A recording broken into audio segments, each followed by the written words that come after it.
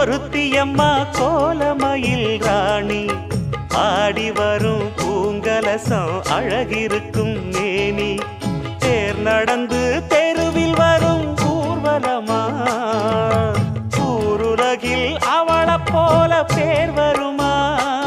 நல்ல பளிங்கு போல சிரிக்கும் மனச பறிக்கும் பவள விரிப்பு